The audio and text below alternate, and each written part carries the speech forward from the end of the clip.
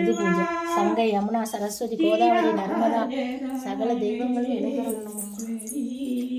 சங்கா, யமுனா, சரஸ்வதி, கோதாவரி, நர்மதா சகல தீர்த்தங்களும் எழுதலுங்க. அடுத்து தோரகத்திவி வெண்தாமரை